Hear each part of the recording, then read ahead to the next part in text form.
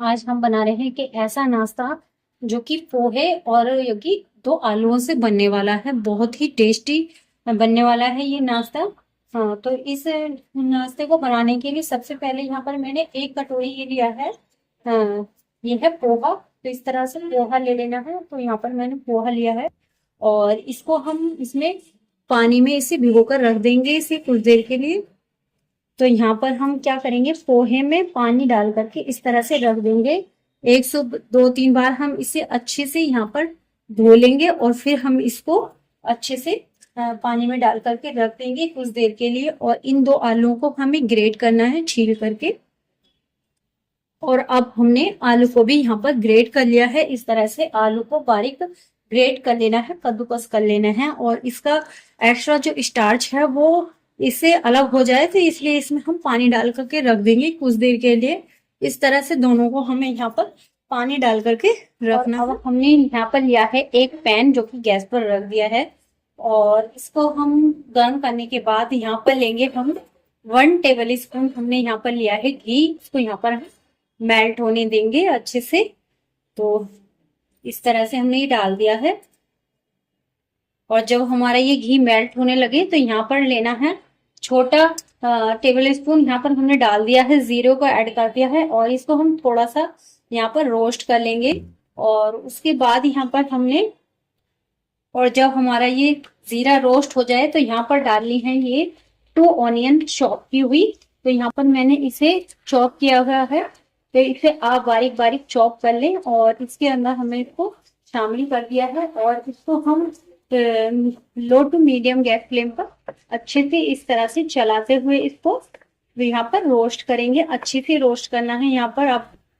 और ऑनियन को इस तरह से हल्का सा फ्राई करने के बाद तो यहाँ पर हम ऐड कर देंगे इसमें बारीक कटी हुई ये शिमला मिर्ची। तो यहाँ पर जो भी वेजिस लें अपने हिसाब से बारीक कट करके ले।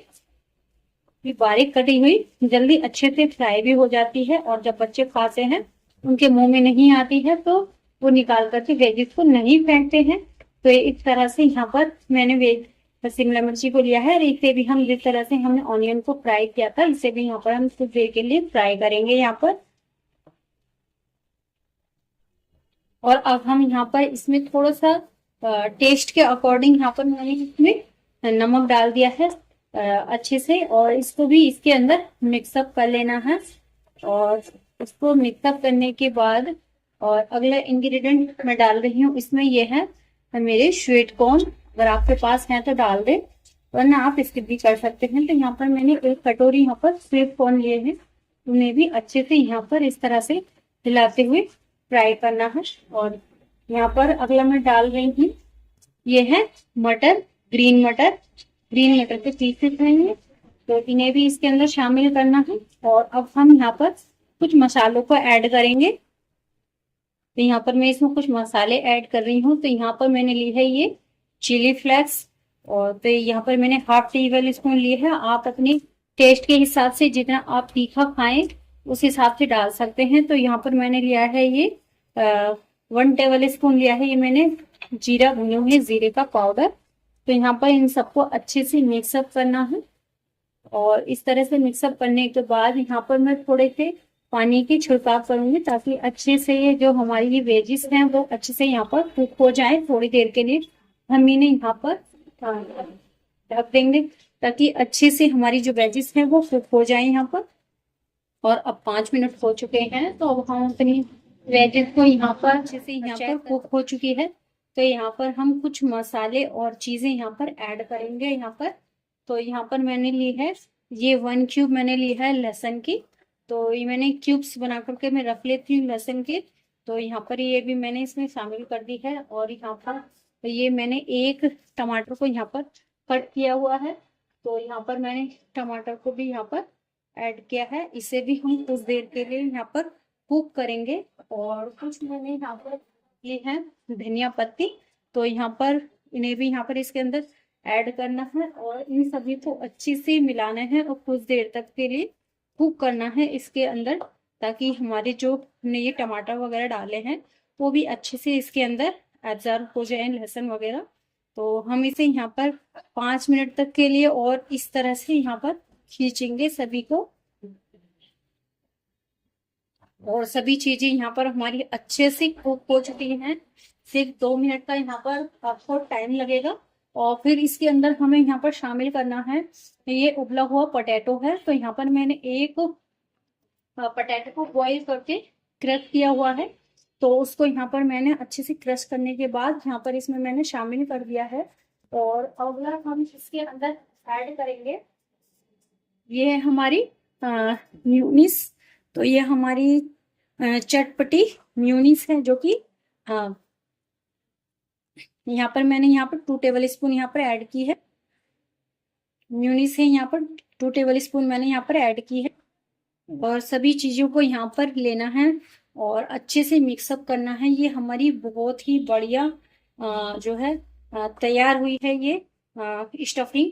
तो इस तरह से हम इसको अच्छे से 5 मिनट तक और इस तरह से इसको मैश करेंगे एक अच्छे से, ताकि ये हमारी चीजें अच्छे से बाइंडिंग हो जाए, अच्छी सी मिल जाए ये सारी वेजेस और जो हमने आलू इसके अंदर डाला है। आप एक बार इस नाश्ते को जरूर बनाइएगा और मेरे साथ अपनी फीडबैक जरूर शेयर कीजिएगा और बताइएगा कि कैसा लगा आपको मेरा ये नाश्ता। बहुत ही जल्दी से प्रिपेयर होने वाला और वेजिस, सभी वेजिस होती है इसके अंदर जो कि बच्चों को लिए भी बहुत ही बढ़िया है ये।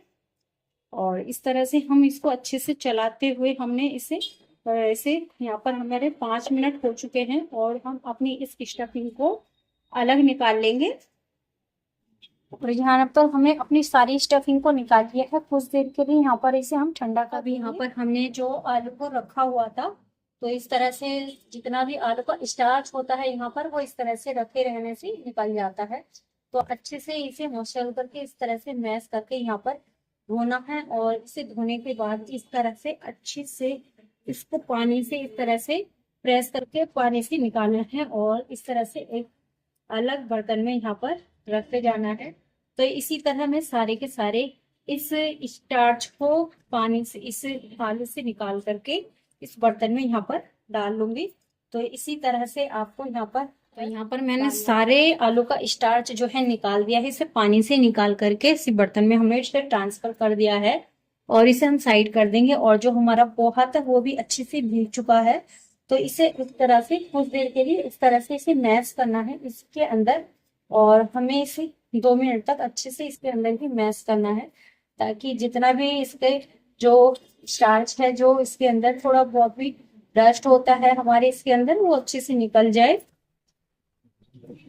और इस तरह से इसे हाथों से इस तरह से करना है अच्छे से। और इसे करने के बाद हमें इसे इस तरह से निकालना है अच्छे हाथों से और अच्छे से इसके पानी को प्रेस करते हुए हमें अच्छे से इसको पानी को निकालना है इसके अंदर से, ताकि हमारा बिल्कुल पानी जो है इसका निकल जाए पोहे का। और इस तरह से इसे निकाल करके इसे भी अच्छे से आलूओं के अंदर ही इसे शामिल करना है। थोड़ा सा वक्त लगता है लेकिन बहुत जल्दी ये प्रिपेयर हो जाता है। और यहाँ पर अब हमारी दोनों चीजें हमने अच्छे से पानी से निकाल करके रख ली है। तो अब हम इसके अंदर कुछ चीजें शामिल करेंगे। तो यहाँ पर मैं ले रही हूँ 1/2 टेबल स्पून मैंने लिया है ये जीरा। तो यहाँ पर जीरे का इस्तेमाल कर रही हूँ मैं। और यहाँ पर 1/2 टेबल स्पून ले रही हूँ मैं भुने हुए जीरे का पाउडर। और फिर अगला ले रही हूँ मैं यहाँ पर 1/2 टेबल स्पून ये है चिली फ्लेक्स। और यहाँ पर ली है मैंने ये एक धनिया को बारीक कट किया हुआ है। तो इस तरह से यहाँ पर मैंने इसे धनिया को भी शामिल किया है। और अच्छे से हम इन सभी चीजों को अच्छे से मिक्सअप कर लेंगे।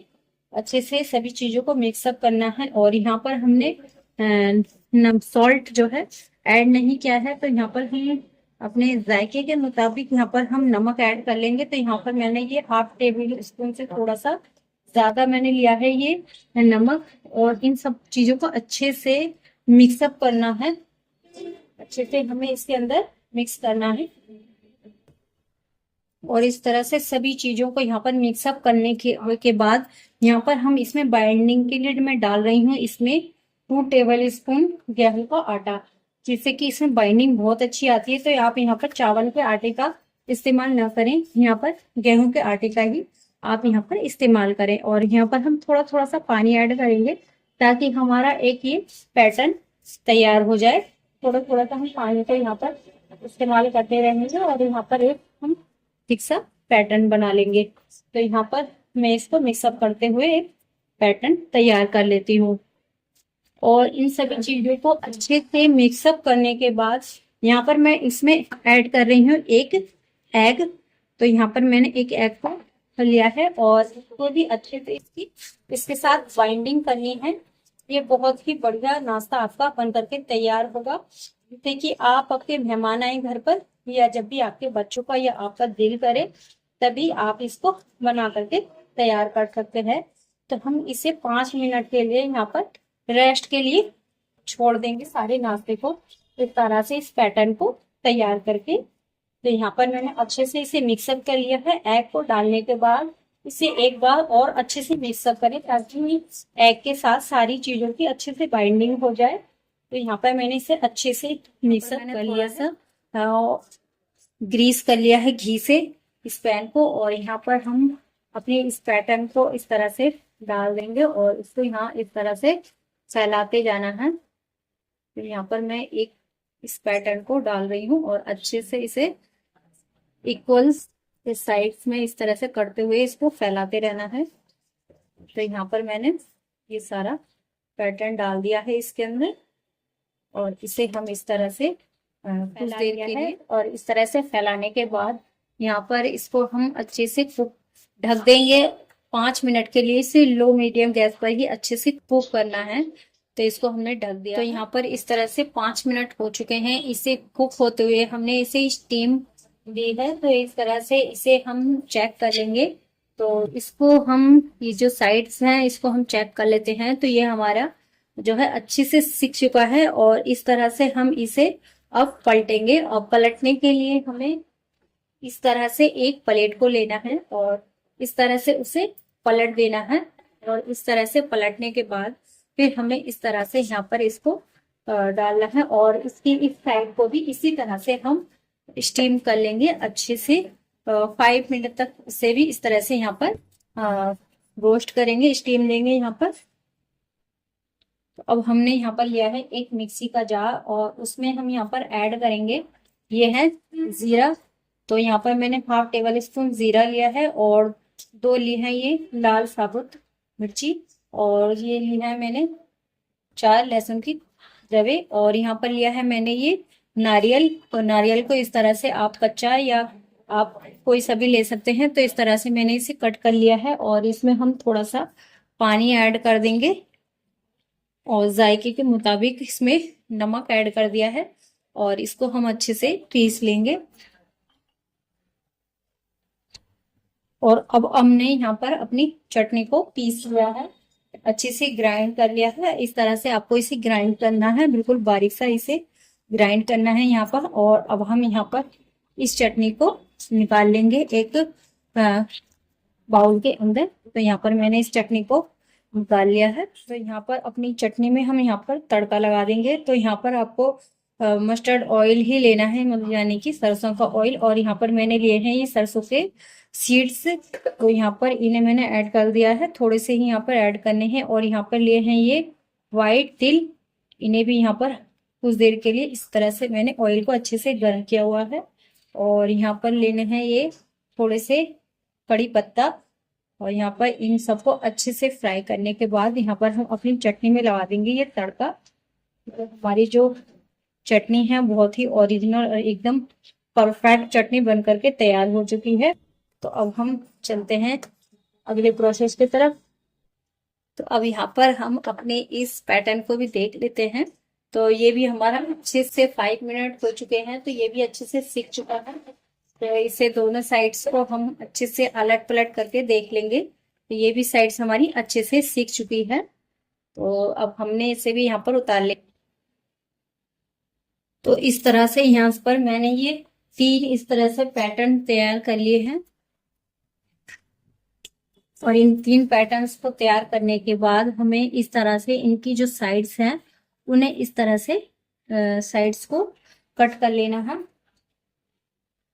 बिल्कुल इक्वल शेप्स में हम यहाँ पर इनकी साइड्स को कट कर लेंगे। इसी तरह से इसको आप साइड्स को फेंके नहीं, आप इन्हें इसके पैटर्न को अच्छे से इस तरह से निकाल देना है साइड्स को। और इस तरह से चारों साइड्स को कट करने के बाद जो हमने स्टफिंग तैयार की थी वो यहाँ पर भर देनी है। यहाँ पर मेरी थोड़ी सी वीडियो स्किप हो गई थी इसलिए मैं दिखा नहीं पाई हूँ। और इस तरह से इन्हें मेरे 4 से 5 ये रोल यहाँ पर तैयार हो गए हैं। और अब इस तरह से हम यहाँ पर इसके अंदर ऊपर इसके हम चीज़ ऐड कर देंगे। इस तरह से 5 पीसेस के ऊपर चीज़ को इस तरह से डालना है। और हमने इसे लो गैस फ्लेम कर दिया है और इस तरह से हम अपने इनको यहाँ पर रख देंगे अपने इस तवे पर। तो मैंने यहाँ पर ये 5 पीस हमारे यहाँ पर ये तैयार हुए थे, तो ये मैंने 5 पीस इसको इस तरह से रख दिया है। यहाँ पर इस तरह से इन्हें रख देना है और यहाँ पर गैस का फ्लेम लो रखना है और इस तरह से हम इन्हें यहाँ पर कवर कर देंगे, इन्हें ढक देंगे अच्छे से कुछ देर के लिए। कुछ देर हो चुकी है तो हम इनको यहाँ पर चेक कर लेते हैं। तो वाव, तो अमेजिंग, ये हमारी रेसिपी यहाँ पर तैयार हो चुकी है सर्व करने के लिए। इस तरह से इस नाश्ते को आप बना सकते हैं। रेसिपी को कर लिया है सर्व, तो इस तरह से हम इसको इस तरह से आप इसे चटनी के साथ खाइएगा, बहुत ही टेस्टी और बहुत ही लजीज लगती है ये। तो आपको तो इस तरह से आप इसे चटनी से लगाइएगा तो ये बहुत ही उम्दा और टेस्टी लगेगी। आपको एक बार ज़रूर ट्राई कीजिएगा और अपनी फीडबैक मेरे साथ ज़रूर शेयर कीजिएगा। ये बहुत ही अमेजिंग और टेस्टी नाश्ता है, तो इस तरह से आप बना सकते हैं, बहुत ही जल्दी प्रिपेयर कर सकते हैं इस नाश्ते को। तो मिलते हैं नेक्स्ट वीडियो में, तब तक के लिए अल्लाह हाफिज़, अपना ख्याल रखिएगा और हमें अपनी दुआ में याद रखिएगा।